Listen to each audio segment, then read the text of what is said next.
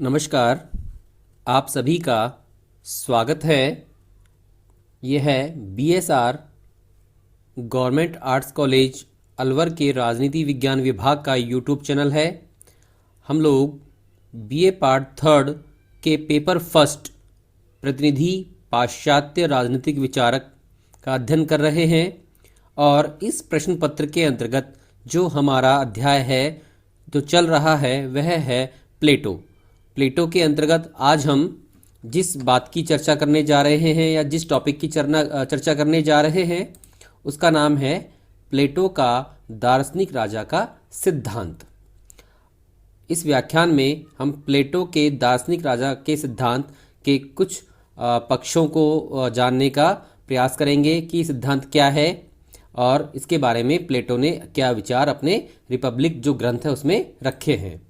आइए हम प्रारंभ करते हैं प्लेटो का दार्शनिक राजा का सिद्धांत या प्लेटो का दार्शनिक राजा का शासन, दार्शनिक राजाओं का शासन। फोस्टर जो विचारक हैं उनके अनुसार प्लेटो के संपूर्ण राजनीतिक दर्शन में सर्वाधिक मौलिक धारणा दार्शनिक राजाओं का शासन है। जो प्लेटो का जो संपूर्ण राजनीतिक दर्शन है उसके अंतर्गत जो प्लेटो की सर्वाधिक मौलिक धारणा है वह दार्शनिक राजाओं का शासन है। फोस्टर के अनुसार तत्कालीन एथेंस के कुलीन वर्ग में उत्पन्न होने के कारण संभवतः प्लेटो राजनीति में प्रवेश करने का इच्छुक था, किंतु उसने तत्कालीन राजनीतिक समाज की जो बुराइयां देखी उससे वह राजनीति से विमुख हो गया और उसने स्वयं राजनीतिक जीवन व्यतीत करने की अपेक्षा राजनीति से अलग रहते हुए राजनीतिक जीवन की बुराइयों को दूर करने के उपायों पर विचार किया। पर्याप्त मनन के बाद, सोच विचार के बाद उसने इस विचार को अपनाया कि सर्वाधिक बुद्धि संपन्न व्यक्तियों के द्वारा ही शासन की इन बुराइयों का उपचार हो सकता है। अर्थात सर्वाधिक बुद्धि संपन्न व्यक्तियों का शासन का मतलब क्या हो गया? दार्शनिक राजाओं का शासन। अपने इस विचार का प्रतिपादन करते हुए उसने रिपब्लिक में लिखा है, हमारे नगर राज्यों में तब तक कष्टों का अंत नहीं होगा जब तक कि दार्शनिक राजा नहीं होंगे या इस संसार के नरेशों और युवराजों में दर्शन की भावना और सत्ता नहीं होगी। तो एक रिपब्लिक का महत्वपूर्ण कथन है जिसका हमने इस अध्याय के अध्ययन के आरंभ में इस कथन की चर्चा की थी।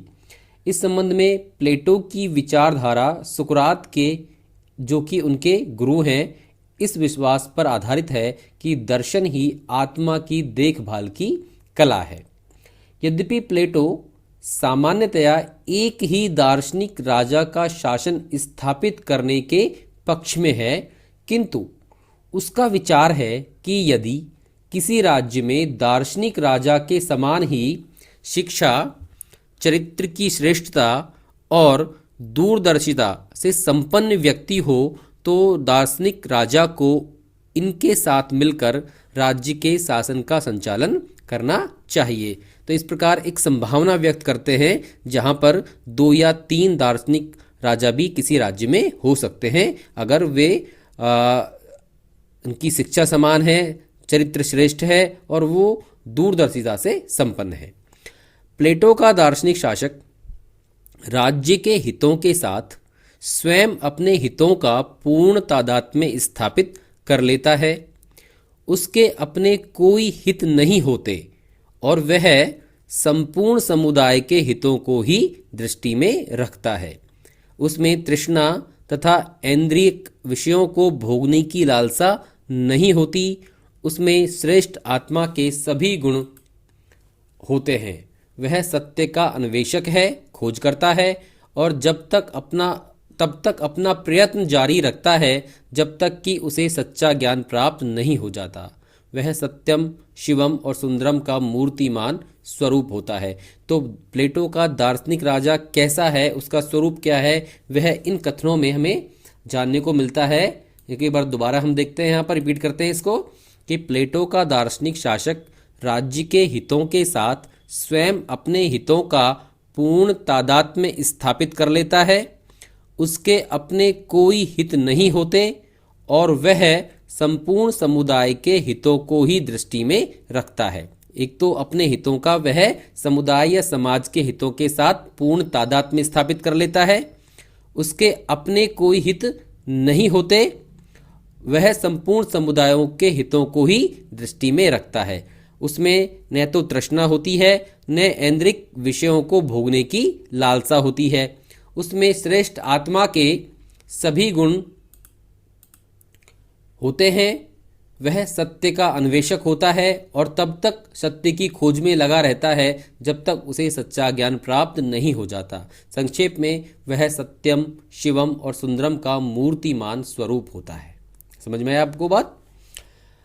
प्लेटो का दार्शनिक शासक और उसकी निरंकुशता, प्लेटो का दार्शनिक शासक और उसकी निरंकुशता उसकी आधारभूत मान्यताओं का स्वाभाविक और न्याय संगत परिणाम है।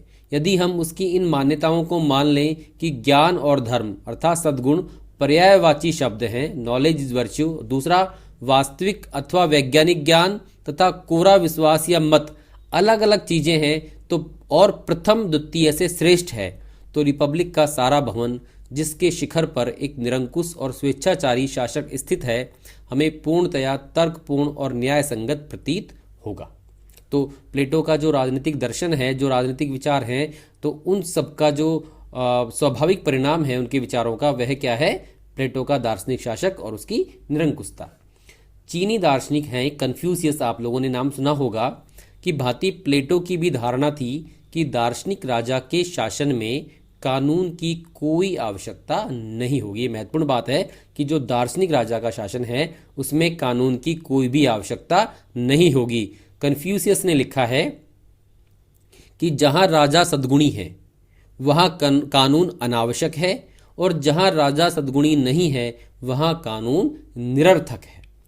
विशुद्ध और निरपेक्ष तत्व ज्ञान, जो दार्शनिक राजा होता है वह विशुद्ध और निरपेक्ष तत्व ज्ञान वाला होता है और ऐसे व्यक्ति को लिखित कानून के अधीन नहीं किया जा सकता। ठीक है।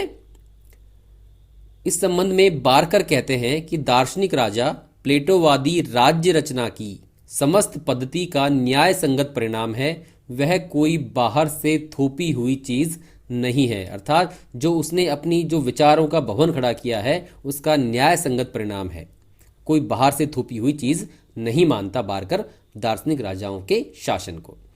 प्लेटो द्वारा प्रतिपादित दार्शनिकों के शासन की एक विशेषता यह है कि दार्शनिक शासक या शासकों को शासन करने की पूर्ण शक्ति प्राप्त है। ठीक है।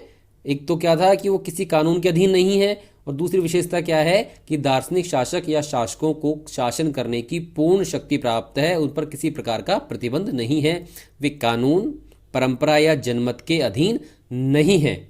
लेकिन दार्शनिक शासक की यह निरंकुशता असीमित नहीं है, वह संविधान के मूल प्रबंधों से स्वतंत्र नहीं है। इसके साथ ही प्लेटो ने अपने दार्शनिक शासक को 4 नियमों के पालन हेतु बाध्य माना है। 4 नियम कौन से हम देखते हैं। पहली बात तो क्या है कि वे संविधान के जो मूल प्रबंध हैं उनसे स्वतंत्र नहीं है, उनके अधीन है, और 4 नियमों के पालन हेतु उसे बाध्य माना है प्लेटो ने। 4 नियम कौन से हम देखते हैं। पहला है, दार्शनिक शासक को इस बात का ध्यान रखना चाहिए कि राज्य में धन और संपत्ति की असमानताएं, यानी धन और संपत्ति का बहुत अधिक असमानताएं नहीं होनी चाहिए, क्योंकि इससे अनेक प्रकार की बुराइयां उत्पन्न हो जाती हैं। तो पहला प्रतिबंध उसके ऊपर यह लगाया गया है कि वह इस बात का ध्यान रखे कि अपने राज्य में धन और संपत्ति की बहुत अधिक विषमता नहीं होनी चाहिए। दूसरी जो बात है जो उसके ऊपर प्रतिबंध लगाया है प्लेटो ने, दार्शनिक शासक द्वारा राज्य का आकार इतना ही बनाए रखा जाना चाहिए कि राज्य की एकता और आत्मनिर्भरता बनी रहे। राज्य का आकार न तो बहुत अधिक छोटा होना चाहिए न बहुत अधिक बड़ा होना चाहिए, इतना होना चाहिए कि राज्य की एकता और आत्मनिर्भरता बनी रहे। उन्हें न्याय की ऐसी व्यवस्था बनाए रखनी चाहिए कि प्रत्येक व्यक्ति अपने निश्चित कर्तव्यों का पालन करता रहे। न्याय की व्यवस्था होनी चाहिए राज्य में, ताकि प्रत्येक व्यक्ति अपने निर्धारित कर्तव्यों का सुचारू रूप से निर्बाध पालन करता रहे। शासक के द्वारा राज्य की शिक्षा व्यवस्था में परिवर्तन नहीं किया जाना चाहिए। बहुत महत्वपूर्ण बात है, जो राज्य की शिक्षा व्यवस्था है उसमें कोई आमूल-चूल परिवर्तन या बहुत बड़ा परिवर्तन नहीं किया जाना चाहिए। तो दार्शनिक शासकों के संबंध में विशेष बात, एक बात और क्या है कि उनका जीवन भोग का जीवन नहीं है, त्याग और समर्पण का जीवन है। यद्यपि उन्होंने राजनीतिक शक्ति प्राप्त की है, किंतु उनके अपने व्यक्तिगत हित व संपत्ति परिवार नहीं होता। ठीक है, तो ये 4 प्रतिबंध लगाए हैं और बात बताई है कि उनका जीवन जो है भोग का जीवन नहीं है, त्याग और समर्पण का जीवन है। राजनीतिक शक्ति होते हुए भी उनके पास उनके कोई व्यक्तिगत हित नहीं होते, न संपत्ति होती है और न ही कोई परिवार होता है। तो ये उसका दार्शनिक राजा का जो सिद्धांत है उसके बारे में महत्वपूर्ण बातें हैं। अब इस सिद्धांत की आलोचना की जाती है। हम देखते हैं आलोचना किन आधारों पर की गई है। प्लेटो के दार्शनिक राजाओं के शासन की धारणा में अनेक गंभीर दोष हैं, जिनका उल्लेख हम इस प्रकार से कर सकते हैं। पहला है निरंकुश शासन का मार्ग प्रशस्त करना। प्लेटो ने दार्शनिक शासक को शासन की असीमित शक्ति देकर निरंकुश शासन का मार्ग प्रशस्त कर दिया है। यद्यपि प्लेटो ने शासक पर, हमने भी चर्चा की है, 4 प्रतिबंधों का उल्लेख किया है, किंतु ये प्रतिबंध ऐसे नहीं है कि उसे निरंकुश बनने से रोका जा सके। शासन को असीमित सत्ता प्रदान करने का परिणाम जनहित की दृष्टि से या लोक कल्याण की दृष्टि से अच्छा नहीं हो सकता। सत्ता का मद स्वाभाविक होता है और प्लेटो ने दार्शनिक को निरंकुश शासन का अधिकार देकर उनके सत्ता के मद से दूषित और भ्रष्ट होने की आशंका बढ़ा दी है। तो पहले जो आलोचना किस आधार पर की जाती है कि उसे निरंकुश शासन का अधिकार प्रदान किया है प्लेटो ने। दूसरा है, इसी में हम बात करते हैं आगे। लॉर्ड एक्टन यहां पर कहते हैं कि सत्ता जो है मनुष्य को भ्रष्ट बनाती है। बहुत महत्वपूर्ण कथन है, कई बार ये कथन आता है। सत्ता मनुष्य को भ्रष्ट बनाती है और निरंकुश सत्ता पूर्ण रूप से भ्रष्ट कर देती है। ऐसी स्थिति में दार्शनिकों का स्वेच्छाचारी शासन वे ही दुष्परिणाम उत्पन्न करने वाला होगा जिनके निवारण के लिए प्लेटो ने दार्शनिक राजा के शासन का प्रतिपादन किया था या दार्शनिक राजा के शासन की व्यवस्था की थी। तो निरंकुश सत्ता मनुष्य को भ्रष्ट कर देती है, तो ये बात एक्टन ने कही है। नागरिकों की स्वतंत्रता और स्वविवेक का अंत। दार्शनिक राजा को शासन की संपूर्ण शक्ति प्रदान कर प्लेटो ने राज्य के नागरिकों की स्वतंत्रता और स्वविवेक का भी अंत कर दिया है। प्लेटोवादी राज्य के नागरिक तो राज्य की मशीन के जड़ पुर्जे बनकर रह जाते हैं, जिनकी अपनी कोई चेतना शक्ति नहीं होती। मानव को जड़ की स्थिति या पशुओं की सी स्थिति में पहुंचाने वाली व्यवस्था को किसी भी रूप में श्रेष्ठ नहीं कहा जा सकता। दूसरी आलोचना है। तीसरी आलोचना है, प्रजातांत्रिक समानता के सिद्धांत की अवहेलना करता है। प्लेटो का यह विचार कि गुण और ज्ञान के धनी तो केवल कुछ ही व्यक्ति होते हैं, प्रजातांत्रिक समानता के आधुनिक सिद्धांत के भी विरुद्ध है। वह अरस्तु की इस बात में, जो सामान्यतया अधिक सत्य है, विश्वास नहीं करता कि संपूर्ण सामूहिक रूप से कुछ दार्शनिक संरक्षकों की तुलना में अधिक बुद्धिमत्ता रखता है। कि संपूर्ण जो होता है सामूहिक रूप से कुछ दार्शनिक संरक्षकों की तुलना में अधिक बुद्धिमत्ता रखता है। चौथा है, प्रतिनिध्यात्मक शासन का विरोध। प्लेटो का जो यह सिद्धांत है, यह न केवल प्रत्यक्ष लोकतंत्र का या प्रत्यक्ष प्रजातंत्र का अस्वीकार करता है, साथ में प्रतिनिध्यात्मक प्रजातंत्र को भी अस्वीकार कर देता है। पांचवा है, दार्शनिक वर्ग का शासन असंतुलित और अहितकर होता है। प्लेटो के दार्शनिक शासक सार्वजनिक क्षेत्र के कर्तव्यों का उचित रूप में संपादन कर सकेंगे, इसमें बहुत अधिक संदेह है। जो दार्शनिक लोग होते हैं वे सार्वजनिक क्षेत्र के कर्तव्यों के प्रति सामान्य रूप से उदासीन देखे जाते हैं और साथ ही उनमें अत्यधिक दार्शनिकता जो होती है एक सनकीपन उत्पन्न करती है, और सनकी व्यक्ति का शासन निश्चित रूप से अन्यायपूर्ण और असंतुलित ही होता है। छठा है, विरोधाभासों से पूर्ण। जो आलोचना की जाती है इसकी वह है विरोधाभासों से पूर्ण। प्लेटो का दार्शनिक शासक का सिद्धांत विरोधाभासों से भी पूर्ण है। एक और तो वह अपने दार्शनिक शासक को असीमित अधिकार प्रदान करता है, दूसरी ओर वह उस पर 4 सैद्धांतिक प्रतिबंध लगाता है। यह निश्चित रूप से एक विरोधाभास है और बार्कर ने तो इसे रिपब्लिक का सबसे बड़ा विरोधाभास कहा है। पुरुषों तथा स्त्रियों के समान शिक्षण तथा कार्य और पत्नियों के साम्यवाद के विरोध से भी बड़ा विरोधाभास इसको बार्कर ने माना है। 7वां और अंतिम जो आलोचना है वह है स्वयं प्लेटो की महत्वाकांक्षा का प्रतिबिंब। इस सिद्धांत को आलोचकों ने माना है। कुछ आलोचकों की दृष्टि में प्लेटो स्वयं शासक बनना चाहता था और इस उद्देश्य से प्रेरित होकर ही उसने अपनी दार्शनिक शासन की धारणा का प्रतिपादन किया। पोपर का कथन है कि दार्शनिक शासक प्लेटो स्वयं है और रिपब्लिक उसके शासक बनाए जाने का दावा है। ठीक है, तो ये इस प्रकार 7 आलोचनाएं हैं जो प्लेटो के दार्शनिक राजा के सिद्धांत के संबंध में है।